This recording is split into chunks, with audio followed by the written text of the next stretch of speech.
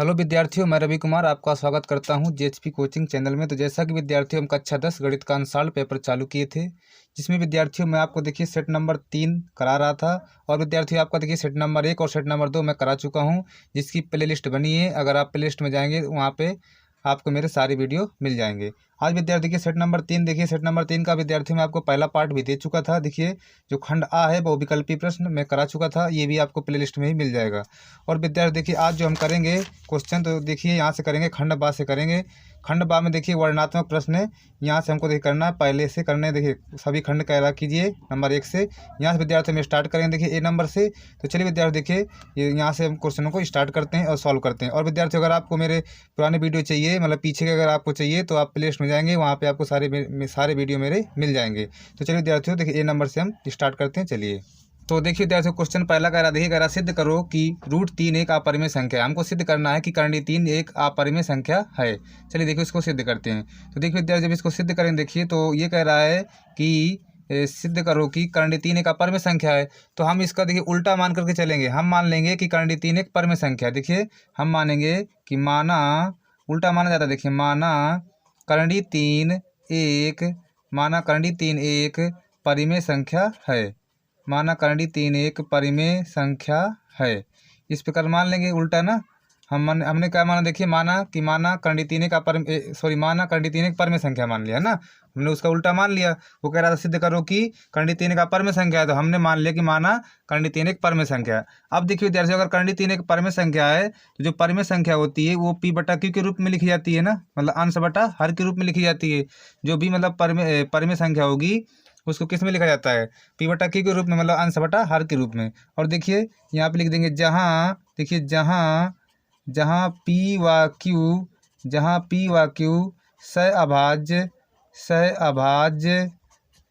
सहअभाज्य गुणनखंड हैं। सहअभाज्य गुणनखंड हैं, इस प्रकार लिख देंगे, जहाँ P व Q सहअभाज्य गुणनखंड हैं।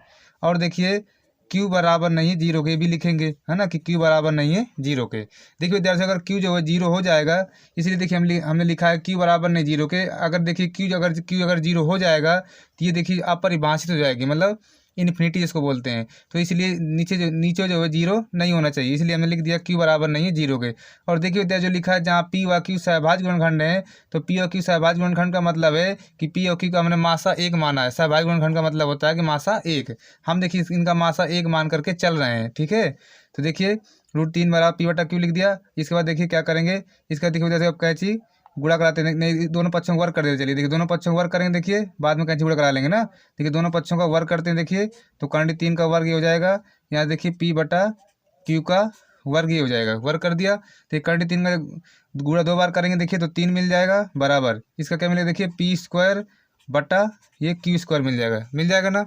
इसके बाद देखिए विद्यार्थियों अब कैंची गुणा करा लेते हैं ना। ये तो पहले ही कैंची गुणा करा लेते हैं, बाद में वर्क करते हैं, लेकिन चलिए हमने पहले वर्क कर दिया, बाद में कैंची गुणा करा लेते हैं। देखिए तो जब कैंची गुणा कराएंगे, देखिए 3 Q² हो जाएगा ये बराबर, और P² का एक में ये P² हो जाएगा ना। इसके बाद देखिए विद्यार्थियों Q² बराबर कितना है, देखिए Q² बराबर देखिए P² बटा 3 आएगा ना। Q² बराबर कितना है, देखिए P² बटा 3 आ गया, ये आ गया। अब देखिए ये आ गया, तो यहाँ थोड़े रुकेंगे, यहाँ लिखना भी पड़ेगा हमको ना। ये देखिए यहाँ हमको रुकना है, इसके बाद लिखना भी, इसके बाद फिर आगे करेंगे हम। देखिए लिखेंगे यहाँ पर, हम लिखेंगे देखिए यहाँ पर देखिए यहाँ पर जो हमारा देखिए P² है, यहाँ पर P² 3 से, देखिए यहाँ पर P² 3 से विभाज्य है ना। क्या विद्यार्थियों, विभाज्य है। हमने लिखा कि यहाँ पर P² जो है 3 से विभाज्य। फिर लिखेंगे अतः P भी 3 से विभाज्य होगा, 3 से विभाज्य होगा। ठीक है विद्यार्थियों, देखिए अगर P² देखिए 3 से कट रहा है, मतलब उसका वर्ग कट रहा है, तो वो संख्या तो कटेगी ही ना 3 से, है ना। जैसे मान लो जैसे 25 अगर कट रहा है 5 से, तो 5 से कटेगा ही ना। यहाँ पर देखिए P² अगर 3 से विभाज्य है, तो P भी 3 से विभाज्य होगा ना। इसके बाद देखिए विद्यार्थियों क्या करेंगे, अब मान लेंगे। देखिए हम देखिए मानेंगे, माना P बराबर मान लेते हैं। देखिए माना P बराबर देखिए मान लेता हूँ मैं 3R मान लेता हूँ, ठीक है, कुछ भी मानेंगे हम देखिए, लेकिन 3 जरूर यहाँ गुणांक में रहेगा। यहाँ कुछ भी लिख सकते हैं R की जगह, लेकिन गुणांक में 3 जरूर रहेगा। माना P बराबर 3R। अब ये वाला देखिए समीकरण नंबर 1 में रख देंगे, इसको लिखेंगे। देखिए लिखेंगे हम कि समीकरण एक में P बराबर 3R रखने पर, इस प्रकार लिख देंगे विद्यार्थियों कि समीकरण एक में P बराबर 3R रखने पर। तो देखिए Q स्क्वायर बराबर कितना है, P स्क्वायर बटा 3, तो P की जगह रखेंगे 3R का स्क्वायर हो जाएगा ये, बटा देखिए 3 ही हो जाएगा ना। तो देखिए Q स्क्वायर बराबर देखिए 3 3 9 R स्क्वायर बटा 3 हो जाएगा, ये हो जाएगा। इसके बाद देखिए अब देखिए अब देखिए कैंची गुणा फिर करा देते हैं ना, चलिए कैंची गुणा कराते हैं। देखिए तो ये हो जाएगा हमारे पास देखिए 3Q स्क्वायर बराबर 9R स्क्वायर गुणा 1 में होगा, देखिए तो 9R स्क्वायर हो जाएगा, ये हो जाएगा। इसको देखिए बटे में आएगा, देखिए ये तो 3Q स्क्वायर बटा 9 आएगा, ये बराबर देखिए R स्क्वायर हो जाएगा, ये हो जाएगा ना। देखिए 3 का 9 3 3 3 का 9 कटेगा ये, तो देखिए हमको क्या मिलेगा, देखिए R स्क्वायर बराबर मिला, देखिए ये कटा, देखिए 3 का 9 3 3 3 का 9, तो Q स्क्वायर बटा 3 बचा, तो यहाँ पे लिख देंगे देखिए Q स्क्वायर बटा 3। तो Q स्क्वायर बटा 3 देखिए विद्यार्थी हमारा आ गया, ये देखिए कितना है R स्क्वायर बराबर, देखिए R स्क्वायर बराबर Q स्क्वायर बटा 3 आया ना, ठीक है। R स्क्वायर बराबर देखिए Q स्क्वायर बटा 3 आया, तो लिखेंगे देखिए अब यहाँ पे देखिए लिखते हैं हम, देखिए कि यहाँ पर Q स्क्वायर 3 से, यहाँ पर Q स्क्वायर 3 से विभाज्य है ना, विभाज्य है। इस प्रकार लिखेंगे कि यहाँ पर जो Q स्क्वायर है वो 3 से क्या विद्यार्थियों विभाज्य है। लिखेंगे अतः Q भी 3 से विभाज्य होगा, इस प्रकार लिख देंगे। अब देखिए विद्यार्थियों, देखिए हम जो P और Q का मासा कितना माने थे, 1 माने थे। मैंने आपको बताया था कि P और Q सहभाज्य गुणनखंड मान के चले थे हम, तो P और Q का मासा हमने 1 माना था ना, 1 माना था। लेकिन देखिए जब सवाल को सॉल्व किया तो हमारा P भी 3 से विभाज्य, मतलब P भी 3 से कट रहा है और Q भी 3 से कट रहा है, तो अब मासा 1 आ गया है ना, मासा 1 आ गया, तो हमारी जो अवधारणा थी वो गलत हो गई ना। यहाँ पे विरोधाभास उत्पन्न हो रहा है, इसलिए √3 क्या है, परमेय संख्या नहीं है, √3 एक अपरमेय संख्या है। तो लिखेंगे यहाँ पर, देखिए लिखेंगे यहाँ पर विरोधाभास,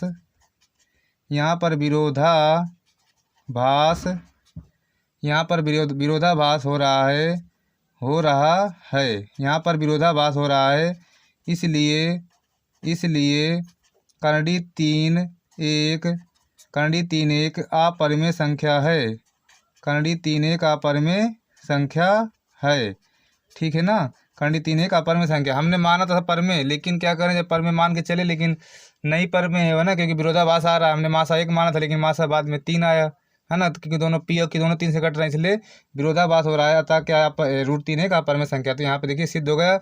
इसी प्रकार विद्यार्थियों आपको एग्जाम में करना होगा, तब एग्जामिनर आपको फुल मार्क्स देगा, ठीक है ना।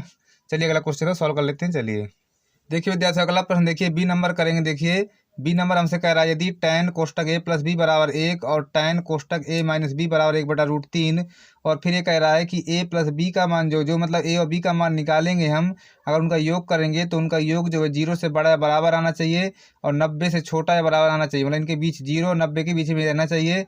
तो a और b के मान ज्ञात कीजिए ना, मतलब जिनको जो सॉल्व करेंगे। देखिए एक क्वेश्चन ये, एक क्वेश्चन ये, मतलब एक समीकरण ये, दोनों को सॉल्व करेंगे। सॉल्व करने के बाद कह रहा है जो उनका a और b का मान मिलेगा हमें, तो उनका योग जो कह रहा है इनके 0 और 90 के बीच में ही रहना चाहिए, ठीक है। इससे वाला कोई मतलब नहीं है, ये लिखा है मतलब कि जांच करने के लिए उत्तर के हमारा सही कि नहीं, मतलब a प्लस बी का जो योग आएगा, जो a और b का मान वो मतलब 0 या 90 के बीच में आना चाहिए। तो a और b के मान ज्ञात कीजिए। चलिए इसको देखिए सॉल्व कर लेते हैं। चलिए तो पहले का बी नंबर क्वेश्चन देखिए विद्यार्थियों, कह रहा है tan a प्लस बी, देखिए लिखा है tan a प्लस बी, कह रहा है tan a प्लस बी बराबर देखिए 1 लिखा है ना, tan a प्लस बी बराबर 1 है। तो यहाँ से देखिए इसको पहले सॉल्व कर लेते हैं समीकरण को। देखिए तो tan a प्लस बी बराबर 1, देखिए विद्यार्थियों tan 45 का मान होता है, तो लिख देंगे tan 45, इस प्रकार लिख देंगे, tan कैंसिल हो जाएगा। देखिए तो a प्लस बी बराबर 45 अंश, ये पहला समीकरण मान लिया इसको ना।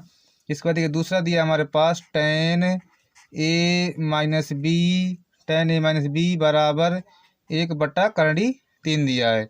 देखिए लिखेंगे tan ए माइनस बी बराबर, अब देखिए 1/3 किसका, tan 30 का मान है, लिख देंगे tan 30, लिख देंगे tan 30, tan कैंसिल, तो ए माइनस बी बराबर 30 अंश। दूसरा बना हमारे पास ना। अब क्या करेंगे विद्यार्थी, दोनों को सॉल्व कर देंगे, ए और बी का मान आ जाएगा विलोपन विधि लगा करके ना। देखिए इसको इसी के नीचे रख देते हैं ना पहले वाले को, तो देखिए ए प्लस बी बराबर कितना है, पहला वाला 45, ये पहला वाला है ना। इसको कर देंगे देखिए जोड़ने पर, क्या करेंगे विद्यार्थियों, जोड़ने पर।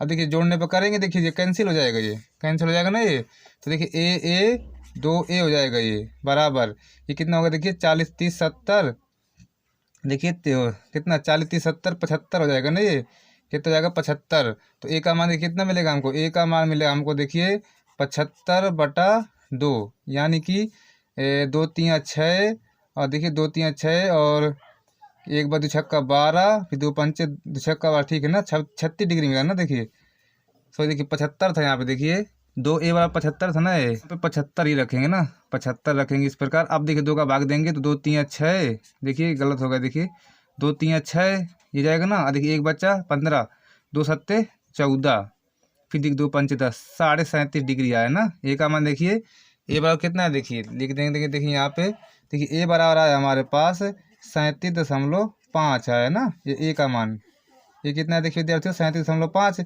हमको चाहिए देखिए बी का मान, है ना, हमको चाहिए बी का मान। तो क्या करें, देखिए समीकरण 1 में जो है इस ए का मान रख देंगे, लिख देंगे देखिए कि समीकरण 1 में ए का मान रखने पर, समीकरण 1 में ए का मान रखने पर इस प्रकार कर देंगे। समीकरण 1 देखिए हमारा, तो समीकरण 1 देखिए ए प्लस बी बराबर 45 लिखा, इसी में रख देते हैं का मान, है ना। तो देखिए ए का मान कितना है, देखिए चलिए ए का मान 37.5 है, यहाँ पर रख देते देखिए, तो 37.5 प्लस बी बराबर देखिए 45, ये हो जाएगा। तो देखिए बी बराबर कितना आएगा, बी बराबर आएगा 45 माइनस का देखिए 37.5 ये आएगा। अब इसको घटा देते हैं, देखिए 45.0 लिख के और 37.5 घटा देते हैं। चलिए कितना आएगा, देखिए यहाँ से हासिल, तो 10 में 5 गया 5, यहाँ बचा 4, तो 14 में 7, 7.5 आया देखिए। तो बी का मान देखिए 7.5 मिला हमको ना। देखिए दोनों मान मिल गए, ए का भी मिल गया, बी का भी मिल गया। तो ये विद्यार्थी हमारे प्रश्न का आंसर है। तो चलिए आपके समझ में आया होगा। अगला क्वेश्चन करते हैं सी नंबर। चलिए तो देखिए विद्यार्थी अगला क्वेश्चन करते हैं। देखिए सी नंबर कह रहा है 2 घनों जिनमें से प्रत्येक का आयतन 64 सेंटीमीटर स्क्वायर है ना। देखिए सेंटीमीटर कीप होना चाहिए, आयतन है यहाँ पे, देखिए गलत छप गया है। कह रहा 2 घनों जिनमें से प्रत्येक का आयतन 64 सेंटीमीटर क्यूब है के संलग्न फलकों को मिलाकर एक घनाभ बनाया जाता है। प्राप्त घनाभ का पृष्ठीय क्षेत्रफल ज्ञात कीजिए। चलिए देखिए इसको भी हम सॉल्व कर लेते हैं। चलिए तो देखिए विद्यार्थियों सी नंबर क्वेश्चन कर रहे हैं हम। देखिए सी नंबर कह रहा है कि 2 घनों जिनमें से प्रत्येक का आयतन 64 सेंटीमीटर क्यूब है। 2 घन है, देखिए मैं 2 घन बना देता हूँ। देखिए जैसे मान लो, देखिए एक घन हमारा ये हो गया है ना, इस प्रकार 2 घन है। जैसे मानो एक घन हमारा जैसे ये है ना, ये एक घन हो गया। इसी प्रकार देखिए एक घन और बना लेते हैं यहाँ पे। जैसे मान लो एक घन हमारा ये हो गया, ये देखिए एक घन हमारा ये हो गया है ना। 2 घन है ये, तो 2 घन है, दोनों घनों से प्रत्येक का आयतन 64 सेंटीमीटर क्यूब है। देखिए जो घन का आयतन होता है, देखिए घन का आयतन, जो घन का आयतन होता है वो होता है भुजा क्यूब होता है घन का आयतन, भुजा क्यूब। घन का आयतन क्या होता है, भुजा क्यूब। तो घन का आयतन कितना 64 सेंटीमीटर क्यूब दिया, देखिए तो लिख देंगे भुजा क्यूब बराबर देखिए 64 है ना, 64 दिया हुआ घन का आयतन। तो घन का आयतन क्या होता है, भुजा क्यूब। तो भुजा क्यूब बराबर घन का आयतन रख देंगे 64 है ना। तो देखिए भुजा लिखेंगे, भुजा क्यूब बराबर और 64 को लिख देंगे देखिए 4 का क्यूब। ठीक है। अब देखिए विद्यार्थियों घात बराबर है, जब घात बराबर है आधार बराबर हो जाते हैं ना, घात बराबर तो आधार बराबर। तो भुजा कितनी आ जाएगी, देखिए 4 सेंटीमीटर भुजा आ जाएगी ना। भुजा कितनी आएगी विद्यार्थियों, 4 सेंटीमीटर, मतलब घन की प्रत्येक भुजा 4 4 की है। अब देखिए जब घन की प्रत्येक भुजा 4 4 की है, फिर कह रहा है कि संलग्न फलकों को मिलाकर एक घनाभ बना जाता है। अब इन्हीं को दोनों को जोड़ देते हैं। देखिए इनको जोड़ता हूँ। देखिए अब दोनों घनों को जोड़ दिया जाता है, कह रहा है जोड़ देते हैं। चलिए है ना, दोनों घनों को जोड़ करके एक घनाभ बनाया जा रहा है। दोनों घनों को जोड़ देंगे और एक घनाभ बना लेंगे। चलिए देखिए घनाभ बना रहे हैं, देखिए ना, इसको देखिए इस प्रकार कर देते हैं। ये लीजिए ये हो गया, देखिए इसको भी देखिए इसी प्रकार कर देते हैं। ये लीजिए ठीक है, ये देखिए घनाभ बन गया ना घनाभ। दोनों घनों को जोड़ दिया तो घना बन गया। देखिए तो घन की प्रत्येक भुजा 4 4 की थी। देखिए तो 4 ये 2 घने ना, इसमें 2 घने। देखिए एक 4 इसकी तो ये टोटल हो जाएगी। देखिए 8 सेंटीमीटर हो जाएगी, लंबाई बढ़ेगी इसकी। और बाकी भुजाओं में फर्क नहीं आएगा। देखिए जोड़ने पर लंबाई में ही फर्क आएगा, लंबाई बढ़ेगी। और 4 देखिए ऊंचाई हमारी जेब का त्यों रहेगी। ये फिर 4 ऊंचाई जेब का त्यों रहेगी। और ये इसकी देखिए ये हमारी क्या रहेगी। देखिए लंबाई, ये चौड़ाई, ये ऊंचाई ना, ये चौड़ाई। ठीक है, देखिए भुजा लिख लेते हैं। बस कह रहा घनाभ का पृष्ठीय क्षेत्रफल ज्ञात करो, तो ज्ञात कर लेते हैं। देखिए लंबाई कितनी, देखिए एल का मान 8 सेंटीमीटर हो जाएगा। अब बी चौड़ाई कितनी, देखिए 4 सेंटीमीटर। एच ऊंचाई कितनी, देखिए 4 सेंटीमीटर। ये हो जाएगा ना, हो गया। अब देखिए घनाभ का चाहिए पृष्ठीय क्षेत्रफल, लिखेंगे घनाभ का पृष्ठीय क्षेत्रफल, घनाभ का पृष्ठीय क्षेत्रफल। तो घनाभ का जो पृष्ठीय क्षेत्रफल होता है वो क्या होता है, देखिए होता है 2 कोष्टक L B plus B H plus H L, ये होता है ना। जो घनाभ का पृष्ठीय क्षेत्रफल होता है कोष्टक 2 L B plus B H plus H L होता है। 2 रख दिया एल बी, लंबाई कितनी 8, चौड़ाई बी का मान चौड़ाई कितनी 4 प्लस बी चौड़ाई कितनी 4 गुणे ऊंचाई कितनी 4 प्लस एच चौड़ाई ऊंचाई कितनी एच 4 है, एल कितना देखिए 8 है। अब देखिए यहाँ से जो मान लिखे हैं ना, यहाँ भी रखा। देखिए सूत्र में रख देना, उठा उठा के जैसे लिखा है उसे रख देंगे। देखिए 2 ये हो जाएगा। देखिए 8 चौको 32, 4 चौको 16, 8 चौको 32, ये हो जाएगा ना। फिर देखिए 2 गुणे जोड़ लेते। देखिए 6 2 8 2 10, 3 1 4, 4 3 7, 1 8, 80 दूना 160 सेंटीमीटर स्क्वायर। ये विद्यार्थी देखिए हमारे प्रश्न का आंसर हो जाएगा और आपकी भी समझ में आया होगा। तो चलिए विद्यार्थी अगला क्वेश्चन अब सॉल्व करते हैं। चलिए अगला क्वेश्चन देखिए विद्यार्थियों, क्वेश्चन नंबर डी करेंगे। देखिए कह रहा है कि निम्नलिखित सारणी से माध्यिका ज्ञात कीजिए ना। देखिए सारणी दिया है, इसकी हमें देखिए माध्यिका निकालना है ना इस सारणी से। तो चलिए देखिए इस सारणी से हम माध्यिका निकालते हैं। चलिए तो देखिए विद्यार्थियों हमारा कौन सा है, देखिए पहले का डी नंबर प्रश्न है ना। जो सारणी दिया, सारणी से हमें माध्यिका निकालना। देखिए तो सारणी में देखिए पहले वर्ग अंतराल दिया। देखिए तो लिखेंगे वर्ग अंतराल, वर्ग अंतराल है ना, इस प्रकार लिख लेंगे वर्ग अंतराल। वर्ग अंतराल के बाद देखिए बारंबारता है, तो यहाँ पे लिखेंगे बारंबारता, इस प्रकार लिख देंगे बारंबारता। ठीक है, देखिए वर्ग अंतराल बारंबारता। देखिए चलिए लिख लेते हैं। देखिए हमें चाहिए क्या, माध्यिका चाहिए। वर्ग अंतराल देखिए 0 से 10 है ना, 10 से 20, 20 से 30, 30 से 40, 40 से 50, फिर देखिए 50 से 60, ये हमारा वर्ग अंतराल हो गया। बारंबारता कितनी देखिए 7, 12, 18, 15, 10, 3 है ना। ये हमारे देखिए ये हमारी बारंबारता। ठीक है, देखिए 0 10, 10 से 20, 20 से 30, 30 से 40, 40 से 50, 50 60 वर्ग अंतराल हो गया। बारंबारता देखिए 7, 12, 18, 15, 10, 3, ये हमारी बारंबारता हो गई। हमें माध्यिका निकालना। देखिए तो इसकी देखिए विद्यार्थियों संचयी बारंबारता भी निकालनी पड़ेगी ना। यहाँ पे लिखेंगे देखिए संचयी बारंबारता, संचयी बारंबारता इस प्रकार लिख देंगे है ना, संचयी बारंबारता। देखिए संचयी बारंबारता किस प्रकार निकालिए, देखिए 7 जैसे है तो 7 का 7 लिख देंगे। फिर इसको देखिए जोड़ेंगे 12 7 19, इस प्रकार लिख देंगे। इनको देखिए जोड़ेंगे फिर है ना, इनको भी जोड़ेंगे। देखिए तो 18 19 कितना हो जाएगा, देखिए 8 8 16 17 है ना, 37 हो जाएगा ना। ठीक है 37 हो जाएगा। देखिए अब 37 15 जोड़ देंगे तो देखिए 7 5 12 और 3 4 52 हो जाएगा है ना। अब 52 और 10 जोड़ देंगे तो 62, और 62 और 3 कितना हो जाएगा, देखिए 65। ठीक है ना, 62 और 3 65 हो जाएगा। देखिए है ना, देखिए 7 का 7 लिख दिया, 12 7 19 लिख दिया, 18 19 37 लिख दिया। 37 बार देखिए 7 5 12, 3 4 1 5 52 हो जाएगा, और ये 62 और ये 65। ठीक है ना, देखिए जो एन आया हमारा, देखिए एन का मान कितना है, देखिए 65 आ गया। ये लास्ट में जोड़ा है, लास्ट में जो जोड़ा है ये हमारा एन का मान है 65 है। अब देखिए इसमें हमको वर्ग अंतराल भी चूज करना पड़ेगा। देखिए है ना, देखिए सूत्र क्या होता है, देखिए मैं आपको सूत्र लिख दूँ। देखिए माध्यिका बराबर सूत्र होता है, देखिए सूत्र होता है माध्यिका बराबर एल प्लस कोष्टक एन बटा 2 माइनस सी एफ है ना, सी एफ बटा एफ गुड़ा एच, ये सूत्र होता है ना। एल देखिए माध्यिका बराबर एल प्लस एन बटा 2 माइनस सी एफ बटा एफ गुड़ा एच। तो देखिए एच का मान तो हमारे पास है ना, देखिए एच का मान 10 10 का एच का मतलब क्या होता है, वर्ग अंतराल। जो वर्ग अंतराल है वो एच का मान होता है, तो 10 10 का वर्ग अंतराल है, एच का मान 10 हो जाएगा। अब लेकिन हमको देखिए एल का चाहिए और सी एफ का चाहिए, एफ का चाहिए। चलिए इसको देखिए निकालते हैं, देखिए इसी चित्र से निकालेंगे।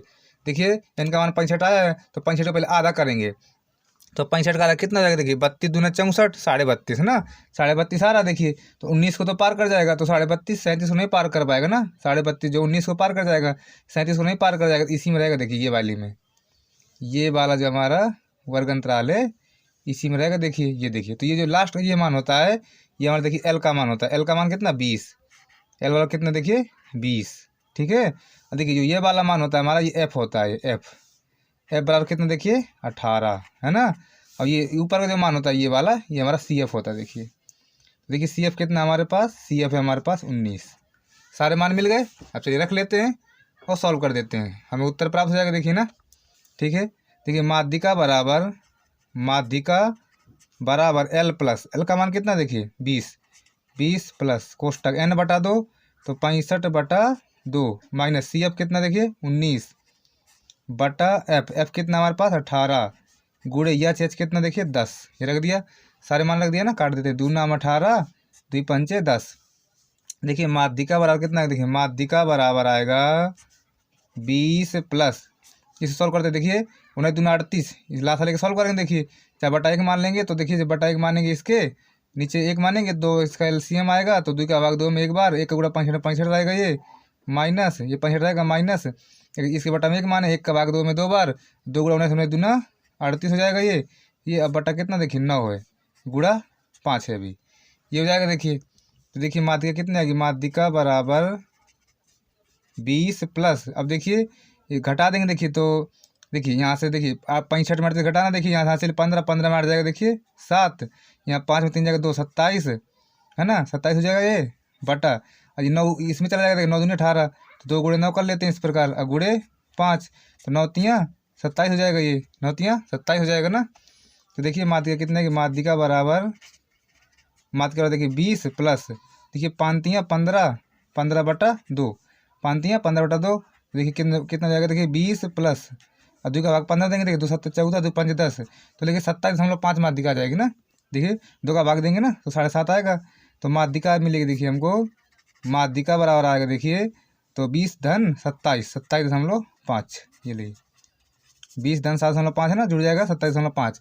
तो ये विद्यार्थी हमारे प्रश्न का आंसर हो जाएगा और आपके भी समझ में आया होगा। तो चलिए विद्यार्थियों अगला क्वेश्चन अब इसी के साथ अब सॉल्व करते हैं हम। चलिए तो देखिए विद्यार्थी अगला क्वेश्चन देखिए, डी हो गया हमारा। देखिए ई नंबर करेंगे। देखिए ई नंबर प्रश्न हमसे कह रहा है, देखिए बिंदुओं कोष्टक 1, -5 और कोष्टक -4, 5 को मिलाने वाले रेखाखंड को यक्ष अक्ष द्वारा विभाजित करने वाले बिंदु का निर्देशांक ज्ञात कीजिए, है ना। चलिए देखिए यक्ष अक्ष द्वारा कह रहा विभाजित करने वाले बिंदु का निर्देशांक ज्ञात कीजिए। चलिए इसको भी सॉल्व करते हैं। चलिए तो देखिए विद्यार्थी हमारा सवाल नंबर कौन सा, देखिए ई नंबर सवाल ना। ये कह रहा है कि बिंदुओं इतने और इतने को मिलाने वाले, देखिए 2 बिंदु, देखिए ये देखिए 2 बिंदु, देखिए एक बिंदु यहाँ पे, देखिए ये बिंदु हमारे पास कोष्टक 1, -5, दूसरा बिंदु देखिए -4, 5, ये 2 बिंदु हमारे पास। कह रहा बिंदु इतने और इतने को मिलाने वाले रेखाखंड को यक्ष अक्ष द्वारा विभाजित करने वाले बिंदु का निर्देशांक ज्ञात कीजिए। तो यक्ष अक्ष द्वारा कह रहा है यक्ष अक्ष द्वारा विभाजित करने वाले, तो बिंदु निर्देशांक कितने होंगे, देखिए यक्ष अक्ष द्वारा देखिए x, 0 होंगे ना। जब यक्ष अक्ष द्वारा कर विभाजित कर रहा है तो निर्देशांक क्या होंगे, x, 0 होंगे, है ना। यक्ष अक्ष द्वारा का विभाजित कर रहा है, देखिए मान लो ये ये देखिए 2 बिंदु हैं, ये मान लो ये बीच में बिंदु है x, 0, क्योंकि यक्ष अक्ष द्वारा विभाजित कर रहा है, इसको बीच में मान लेते हैं, है ना। ये x अक्ष द्वारा विभाजित कर रहा है x, 0, अगर y अक्ष द्वारा विभाजित करता है तो 0, y हो जाता है, लेकिन x अक्ष द्वारा विभाजित कर रहा है x, 0, तो हमसे कह रहा है कि x अक्ष द्वारा विभाजित करने वाले बिंदु निर्देशांक बताओ, तो इसके निर्देशांक बताना है, तो यहाँ से x का मान हमें प्राप्त करना है। चलिए देखिए इसको सॉल्व करते हैं। देखिए क्या करेंगे, इसको x1 मानेंगे, इसको y1, इसको x2, इसको y2, और देखिए ये x, ये y रहेगा, और यहाँ पे देखिए m1 होता है, ये m2, ठीक है। ये देखिए तो देखिए सूत्र क्या होता है, देखिए x, y बराबर सूत्र होता है हमारे पास m1 x2 plus m2 x1 बटा होता है m1 plus m2 m1 y2 plus m2 y1 बटा m1 प्लस m2, ये देखिए सूत्र होता है हमारे पास, ये इसी में सारे मान रख देना हमको, है ना। तो x, y तो x, 0, देखिए x, y तो x, 0 आ जाएगा। बराबर M1 जो कहते हो x2 कितना देखिए -4 प्लस M2 देखिए जो कहते हो गुड़े x1 कितना 1 बटा देखिए M1 प्लस M2 जो कहते हो कॉमा M1 कितना देखिए जो कहते हो है गुड़े y2 कितना है 5 प्लस M2 जो कहते हैं गुड़े y1 कितना देखिए y1 -5 है ना y1 विद्यार्थी कितना देखिए -5 है y1 है ना ठीक है देखिए y1 -5 है ये बटा M1 प्लस M2 तो M1 प्लस M2 ये लिख दिया ना। इसके बाद देखिए क्या करेंगे पहले M1 M2 का मान निकाल लेते देखिए तो ये देखिए ये कोटि है ये भुज है ये भुज है तो कोटि और कोटि बराबर कर देंगे तो कोटि बराबर कर देंगे M1 M2 का मान आ जाएगा देखिए तो 0 बराबर देखिए 5 M1 और प्लस माइनस का -5 M2 बटा M1 प्लस M2 ये हो जाएगा। इसके बाद गुणा कराएंगे कैसे गुणा तो यहाँ इस तरह गुणा आएगा देखिए तो 5 M1 -5 M2 बराबर तो 0 हो जाएगा देखिए है ना 0 हो जाएगा। तो देखिए कितना मिले देखिए तो 5 M1 बराबर 5 M2 ये हो जाएगा देखिए तो देखिए 5 तो कैंसिल हो जाएगा देखिए तो M1 बटा M2 बराबर यहाँ कुछ नहीं बचेगा 1/1 मान लेते देखिए तो M1 और M2 का मान आ गया देखिए है ना एक मान है दोनों का M1 M2 का मान एक ही है। अब देखिए अब क्या करेंगे विद्यार्थी इनको बराबर कर देंगे देखिए इसको ये को भुज को बराबर कर देंगे तो यहाँ से देखिए x का मान आ जाएगा हमें x का मान चाहिए क्योंकि हमें है ना तो भुज को बराबर कर देंगे देखिए तो x बराबर कितना देखिए माइनस का देखिए इसको देखिए ये विद्यार्थी M1 है हमारा देखिए ये M1 रहेगा ये है ना ध्यान नहीं M1 है ये तो माइनस का 4 M1 हो जाएगा ना ये -4 M1 तो -4 M1 और प्लस M2 का नाम M2 है ना देखिए M2 का नाम M2 बटा M1 प्लस M2 ये देखिए है ना। चलिए इसमें रख देते हैं तो x का मान आ जाएगा देखिए तो बिंदु मिल जाएगा हमको x बराबर -4 गुणे M1 कितना 1 M2 भी 1 है बटा 1 धन 1 ही हो जाएगा देखिए तो x बराबर कितना मिलेगा देखिए -4 का नाम 4 प्लस 1 बटा 2 तो -3 बटा 2 ये मिला देखिए x का मान तो बिंदु मिल गया हमें देखिए बिंदु क्या मान थे x का मान 0 बिंदु क्या थे देखिए बिंदु जो माने थे हम x, 0 माने थे तो देखिए x का मान तो -3 बटा 2 आया है और y का 0 देखिए ना 0 था देखिए ये देखिए तो -3 बटा 2 0 x का मान निकाल लिया 0 जो का तो 0 लिख दिया। तो चलिए आपके समझ में आया होगा ठीक है। अब देखिए अगला क्वेश्चन देख लेते हैं विद्यार्थियों कौन सा करना हमको देखिए अगला प्रश्न देखिए विद्यार्थियों आपको प्रश्न नंबर F करेंगे हम देखिए क्वेश्चन नंबर हमको कौन सा करना F कह रहा हमसे कि बिंदु A के निर्देशांक ज्ञात कीजिए F कह रहा बिंदु A के निर्देशांक ज्ञात कीजिए जहाँ AB एक वृत्त का व्यास है जिसका केंद्र 2, -3 तथा B के निर्देशांक 1, 4 है। चलिए देखिए इसको सॉल्व कर लेते हैं A का निर्देशांक हम निकाल लेते हैं। चलिए तो देखिए जैसे प्रश्न कौन सा हमारा देखिए पहले का F नंबर कर रहे हैं हम पहले का F नंबर कह रहा बिंदु A का निर्देशांक ज्ञात की जहाँ AB वृत्त का व्यास देखिए जैसे मान लो हमारा देखिए ये वृत्त है ये हमारा मान लो वृत्त है ना तो कह रहा AB वृत्त का व्यास है देखिए ये मान लो AB है देखिए ये A और ये B AB वृत्त का व्यास जिसका केंद्र कह रहा 2, -3 है इसका केंद्र कितना देखिए 2, -3 है और B के निर्देशांक कितने 1, 4 है। तो हमसे देखिए A के निर्देशांक पूछा इसके निर्देशांक तो इसके निर्देशांक विद्यार्थियों x, y मान लेते हैं और A के निर्देशांक हम निकाल लेते हैं ठीक है ना।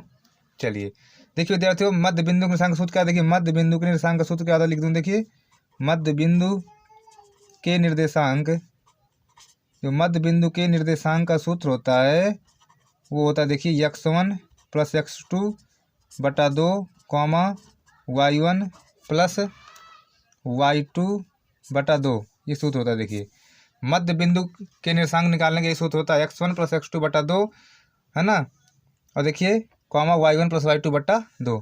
देखिए हमारा x1 है ये y1 है ये x2 है ये y2 है ठीक है ना।